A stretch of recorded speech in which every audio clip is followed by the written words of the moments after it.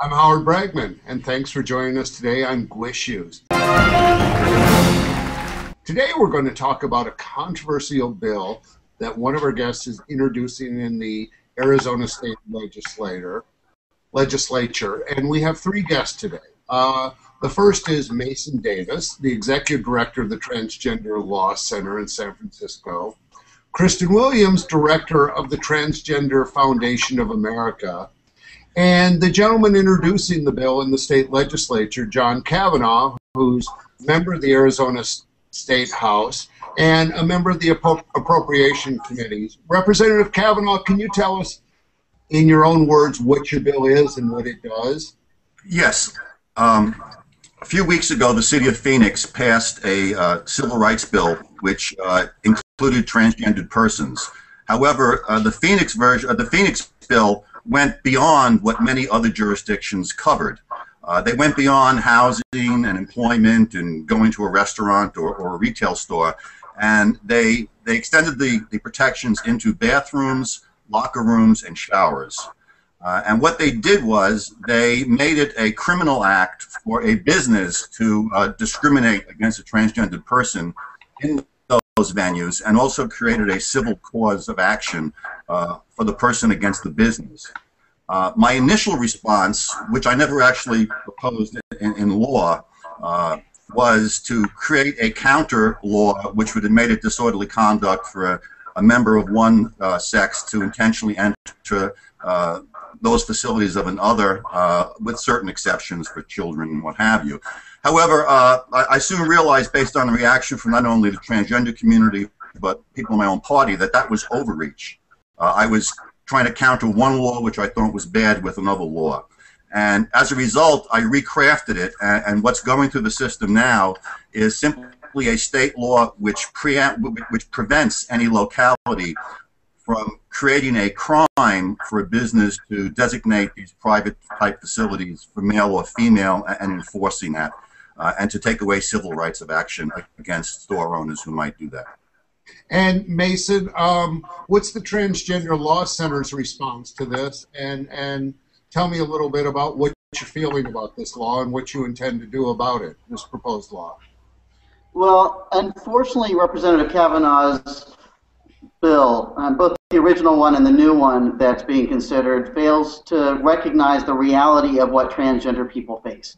I suspect he has not had many transgender people in his life, or I think he would realize that even the current bill is really out of step with the reality of how transgender people live. I mean, the first bill would have made it a criminal offense.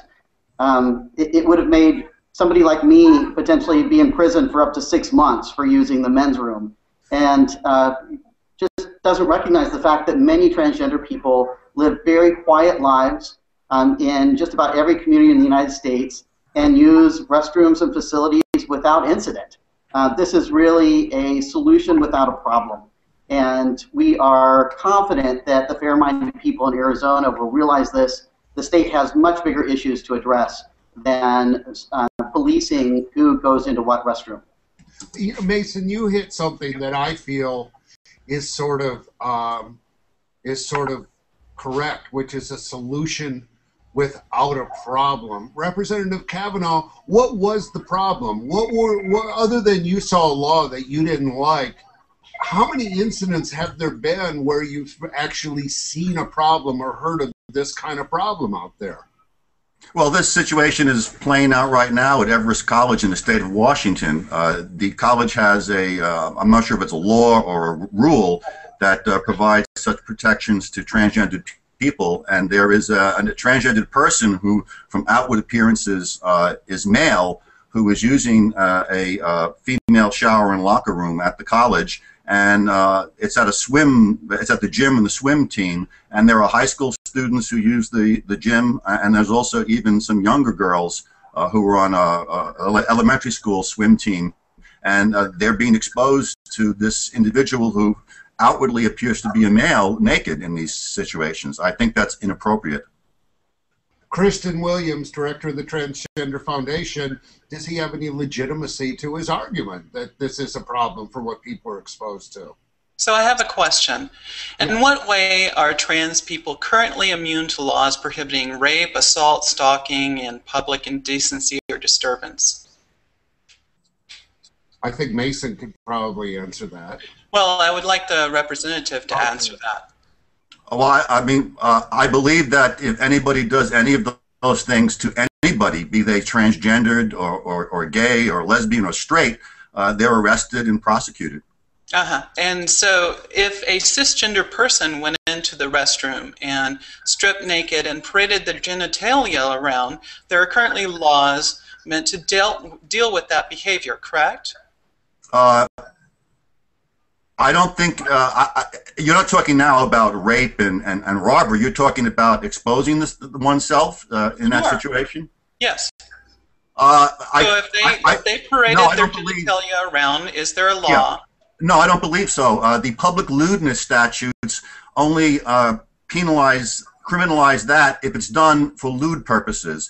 And I think in a situation where a transgender person is in a public shower or a locker room and changing, I do not believe that their intent is lewd. So those ordinances wouldn't cover that. And I guess I want to add to this.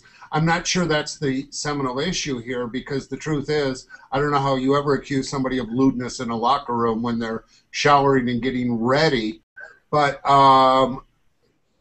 you know, Masen, I guess I'd like to turn to you.